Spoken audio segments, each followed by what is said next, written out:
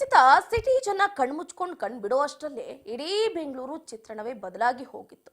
ವರ್ಣನ ಮುನಿಸೋ ಏನೋ ಗೊತ್ತಿಲ್ಲ, ಸಾಕು ಸಾಕು ಅಂತ ಮುಗಿದ್ರೂ ಕೂಡ ಅಬ್ಬರಿಸಿ ಬೊಬ್ಬಿರಿದಿದ್ದ ವರ್ಣದೇವ ಒಂದ ಎರಡ ಬೆಳಗಾಗೋ ಹೊತ್ತಿಗೆ ವರ್ಣದೇವ ಹಲವು ಅವಾಂತರಗಳನ್ನೇ ಸೃಷ್ಟಿ ಮಾಡಿ ಬೆಂಗಳೂರಿಗರ ನಿದ್ದೆಗೆಡಿಸಿದ್ದಾನೆ. ಹಾಗಾದ್ರೆ ಎಲ್ಲೆಲ್ಲಿ ಏನೇನೆಲ್ಲ ಅನಾಹುತ ಆಗಿದೆ ಅನ್ನೋದರ ಕಂಪ್ಲೀಟ್ ಡೀಟೇಲ್ಸ್ ಇಲ್ಲಿದೆ ನೋಡಿ. ನಮ್ಮ ಬೆಂಗಳೂರು ಎಷ್ಟೇ ಡೆವಲಪ್ ಸಿಟಿ ಆದ್ರೂ ಸಣ್ಣ ಮಳೆ ಬಂದ್ರೂ ಕೂಡ ನೀರಿನಲ್ಲಿ ಬೆಂಗಳೂರು ಮುಳುಗಿ ಹೋಗ್ತಿದೆ. ಇದಕ್ಕೆ ಸಾಕ್ಷಿ ಎಂಬಂತೆ ತಡರಾತ್ರಿ ಸುರಿದ ಮಳೆಗೆ ಬೆಳಗಾಗೋ ಅಷ್ಟರಲ್ಲಿ ವರುಣರಾಯ ನಾನಾ ಅವಾಂತರ ಸೃಷ್ಟಿ ಮಾಡಿದ್ದಾನೆ. ರಸ್ತೆ ಕೆರೆಯಾಗಿದ್ವು, ತರಕಾರಿ ಹೂವು ನೀರು ಪಾಲಾಗಿದ್ವು, ಮೆಟ್ರೋ ಸ್ಟೇಷನ್ ರಸ್ತೆ ಸಂಪೂರ್ಣ ಜಲಾವೃತ. ಮನೆಗೆ ನುಗ್ಗಿದ ನೀರು ತೆಗೆಯೋಕೆ ನಿವಾಸಿಗಳು ಕಣ್ಣಿಗೆ ಎಣ್ಣೆ ಬಿಟ್ಟು ಕೂತಿದ್ರು. ಹೌದು, ಮಳೆ ಬೇಕೇ ಬೇಕು ಅಂತಿದ್ದ ಜನ ಈಗ ಸಾಕು ಸಾಕು ಅನ್ನೋಷ್ಟರ ಮಟ್ಟಿಗೆ ತಲುಪಿದೆ. ತಡರಾತ್ರಿ ಮತ್ತು ಬೆಳಗ್ಗೆ ಸುರಿದ ಧಾರಾಕಾರ ಮಳೆಗೆ ನಾಗವಾರ ಮತ್ತು ಹೆಬ್ಬಾಳ ರಸ್ತೆ ನೀರುಮಯವಾಗಿ ವಾಹನ ಸವಾರರು ಪರದಾಡಿದ್ರು. ಐಟಿ ವಲಯದ ವರ್ತೂರು ಮತ್ತು ಬೆಳ್ಳಂದೂರಿನಲ್ಲಿ ಮುಖ್ಯ ರಸ್ತೆ ಜಲಾವೃತಗೊಂಡಿದ್ದರಿಂದ ಟ್ರಾಫಿಕ್ ಜಾಮ್ ಉಂಟಾಗಿದೆ.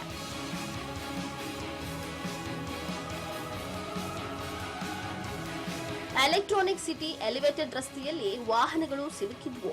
ಮೆಜೆಸ್ಟಿಕ್, ಓಕಲಿಪುರಂ, ರಾಜಾಜಿನಗರ್, ಮಲ್ಲೇಶ್ವರಂ, ಯಶವಂತಪುರ, ಶಾಂತಿನಗರ, ಜಯನಗರ ಸೇರಿದಂತೆ ಸುತ್ತಮುತ್ತ ರಸ್ತೆಗಳು ಸ್ವಿಮ್ಮಿಂಗ್ ಪೂಲ್ ಆಗಿದ್ವು. ತಗ್ಗು ಪ್ರದೇಶಗಳಿಗೆ ನೀರು ನುಗ್ಗಿ ನಿವಾಸಿಗಳು ನಿದ್ದೆಗೆಟ್ಟಿದ್ರು.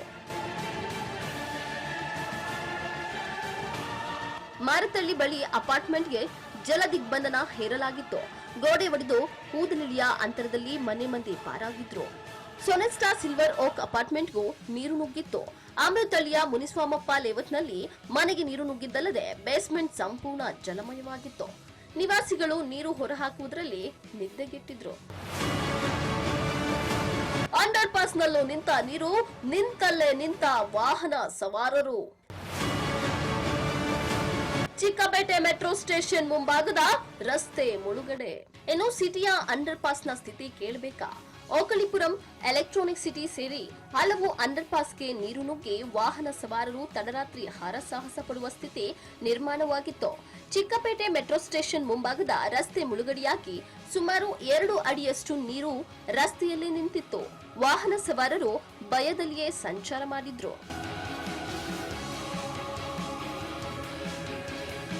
ಇನ್ನು ಮಾರುತಿ ಸೇವಾನಗರದಲ್ಲಿ ಬೆಳಗ್ಗೆ 7ರ ಸುಮಾರಿಗೆ ರಸ್ತೆಯಲ್ಲಿ ಸಾಗುವ ವೇಳೆ ಮರ ಬಿದ್ದು ಒಟ್ಟು 6 ಜನರಿಗೆ ಗಾಯವಾಗಿದೆ.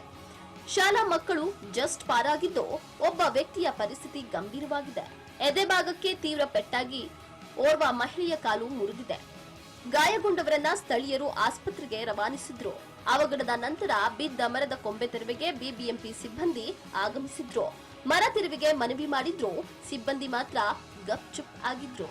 ನೀರು ತುಂಬಿ ಅವಾಂತರ ಸೃಷ್ಟಿಯಾಗಿದ್ದ ಸ್ಥಳದಲ್ಲಿ ಡಿಸಿಎಂ ಡಿಕೆಶಿ ಪರಿಶೀಲನೆಗೆ ಮುಂದಾಗಿದ್ರು. ಮಳೆಯಿಂದ ಅವಾಂತರ ಸೃಷ್ಟಿಸಿದ ಜಯದೇವ ಅಂಡರ್ ಪಾಸ್ ವೀಕ್ಷಿಸಿದ್ರು. ಹೂಳು ಬಿದ್ದ ಜಾಗ ನೋಡಿ ಡಿಕೆಶಿ ಗಾಬರಿಯಾಗಿದ್ರು.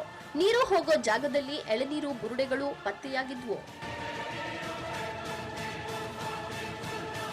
ಇದರಿಂದ ಮ್ಯಾನ್ ಹೋಲ್ ಬ್ಲಾಕ್ ಆಗಿ ನೀರು ನಿಂತಿದೆ. ಇಲ್ಲಿ ಎಳೆನೀರು ಬುರುಡೆ ಹಾಕಿದ್ದು ಯಾರು ಎಂಬ ಡಿಕೆಶಿ ಪ್ರಶ್ನೆಗೆ ಅಧಿಕಾರಿಗಳು ತಬ್ಬಿಬ್ಬಾದ್ರು. ಡಿಕೆಶಿ ಮುಂದೆ ಅಧಿಕಾರಿಗಳು ಚಿಪ್ಪು ತೆಗೆಸಿದ್ರು. ಮರ ಬಿದ್ದು ಗಾಯಗೊಂಡವರ ಯೋಗಕ್ಷೇಮ ವಿಚಾರಿಸಿದ್ರು. ಈ ವೇಳೆ ಘಟನೆಗೆ ಬಿಬಿಎಂಪಿ ಅರಣ್ಯ ವಿಭಾಗದ ನಿರ್ಲಕ್ಷ್ಯ ಕಾರಣ ಎಂದು ಟೀಕೆ ಮಾಡಿದ್ರು.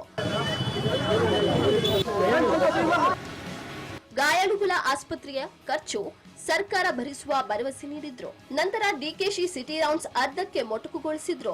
ಎಲ್ಲೋ ಒಂದು ಕಡೆ ಕಾಟಾಚಾರಕ್ಕೆ ಸಿಟಿ ರೌಂಡ್ಸ್ ನಡೆಸಿದ್ರ ಡಿಕೆಶಿ ಅಂತ ಪ್ರಶ್ನೆ ಮೂಡಿತು.